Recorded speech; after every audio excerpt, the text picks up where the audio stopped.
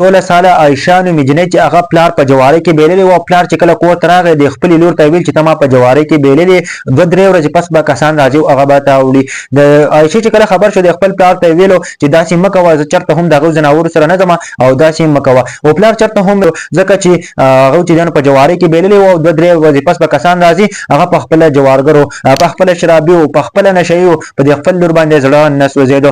بیا چې عائشه ولکه د خپلې مور ته ویلو چې ته زما د پلار ته وایې چې چېرته هم داسې مه کوه، زه د هغو ځناورو سره نه ځم. او مور چې هغه بېبسه وه، هغه پکې هېڅ هم نشو کولی. او د هغه نه پس چې هغه پکې هېڅ هم نشو کولی. کله چې د عائشه جدا شوله نو دا هم ډېر زیات په ژړا شوله، د خپل پلار ته ویل چې ما مه لېږه. او کله چې 2 ورځې پس چې دې پسې کسان راللو او کم کسان چې په جواري کې بیللو نو هغه کسان راللو. نو پلار د خپلې لور ته وایي که نه چې لاړ شه او دې ګاډي ته وخېږه. او لوره چې بیا هم وایي چې داسې مه کوه، ما دې ځناورو سره مه لېږه او چېرته هم داسې مه کوه. او پلار چې په هغه باندې چېرته هم د خپلې لور ته خپله لور چې هغه رامنې نه کړه، هغه ته یوه خبره بله ونه کړله، خو ویل لاړ شه ګاډي ته وخېږه.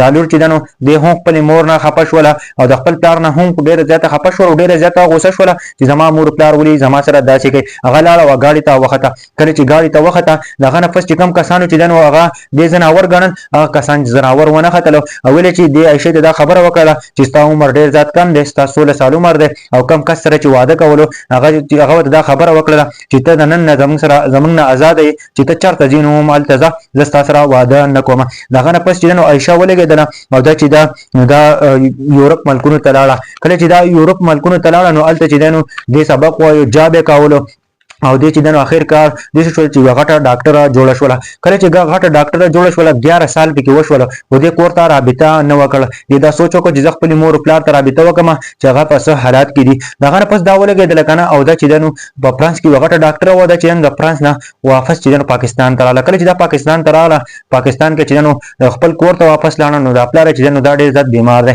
کله چې دا پلار خواله ورغله نو پلار له چې غاړې ورکړله او غاړې چې کله ورکړله نو پلار چې یوه خبره د خپل لور ته کوله چې ما معاف کړه، ځکه چې هغه په آخرنیو مرحلو کې هغه ډېر زیات سخت بیمار و. بیا خپلې مور له هم غاړې ورکړله او دا پلار ډېر زیات بیمار و. نو دغه عایشه ولګېدله او د خپل پلار چې ډایرک اسپتال ته ویوړو، یو نږدې لوکل اسپتال و نو هغه ته چې دی نو ډایرک ویوړو. کله چې د خپل پلار ویوړو نو پلار چې دی نو یوه خبره به کوله که نه چې ما معاف کړه، زما نه ډېره غټه غلطي شوې ده، ځکه چې په جواري کې بیللې وه او د هغه نه پس چې هغه یې هغوی ته حواله کړې وه او دوی ته دا پته نه وه که نه چې زموږ دا لور چې دا مکمل طور باندې ختمه شوي، دوی چې دا به واپس دلته را نه شي. او هغوی سره چې کوم کسانو ښه کړي وو، ځکه چې د جنۍ عایشې چې کوم کسانو ته ځناور ویلو نو هغه کسان ولګېدل او دی پرېښوده. نو دې نه یوه غټه ډاکټره جوړه شوله. کله چې دا اسپتال ته ویوړ که نه نو د پلار چې دا سر د عایشې په غېږ کې پروت و. په دغه ټایم کې چې دا یوه خبره کوي که نه د عایشې پلار چې ما معاف کړه، زما نه غلطي شوې ده، ځکه چې دې په جوارۍ کې بیلې وه. د هغه نه پس چې هغه ورته وایي چې ما ته معاف کړی او بس په تا به هېڅ چل هم نه کېږي، ته به بلکل برابر یې. په یو څو منټه پس چې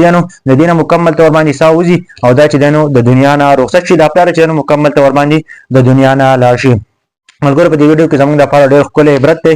عایشې نومې جنۍ چې دا یو واقعه وه، ما چې ستاسو سره بیان کړم. جنکۍ چې چېرته هم بوج مه ګڼئ. نن سبا په کورونو کې چې جنکۍ خلک بوج ګڼي چې دا یو بوج دی، دا هېڅ هم نشي کولی. هلکانو ته چې زیات ترجیح ورکړلی کېږي چې دا بله له ماله پیسې وګټي او جنکو ته چې ترجیح نه ورکړلی کېږي. ولې چې هغه چې جنکۍ دی هغه چې بل کور ته به واده کېږي او سامان به چې هم د هغه د کور نه وړي. نو دوی چې جنکو ته ترجیح نه ورکوي، څنګه چې هلک دی داسې چې د زنانه ذات هم دی. ملګرو چېرته دوی سره زیاتی مه کوئ، یو شان تربیت یې کوئ او یو شان چې زندګي تېروئ. ملګرو تاسو به دې جنۍ دا واقعه اورېدلي که جنۍ چې چېرته هم چې نه غواړي خپل مور پلار معاف کړئ. که دا چېرته یو هلک وي او داسې چې هغه د کور نه شړلی وي او داسې چې په جوارۍ کې بیلی وي، چېرته چاله ورکړی وي، نو هغه به چېرته هم دې کور ته چې واپس کتلي نه وي. او دا لور وه چې بیا هم په خپل پلار باندې خفه کېده، واپس چې کور ته راغله او د خپل پلار تپوس یې وکړو. هغه چې هسپتال ته یوړو، ویل چې څه غلطیانې شوي دي، هغه چې معاف کړی، ځکه چې په جوارۍ کې بیلل وو هغه کسان ته حواله کړله او د هغه نه پس چې بیا هم لور راځي د خپل پلار علاج کوي، د خپل پلار چې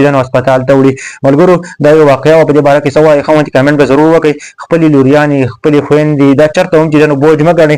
دا چې دا یو رحمت دی. ملګرو زنانه چې دا یو رحمت دی، چېرته هم داسې نه وي پکار. ملګرو په دې باره کې څه وایي ښه کمنټ به ضرور کوئ او د نورو واقعو لپاره زما د اکاونټ ضرور سبسکرایب کړئ.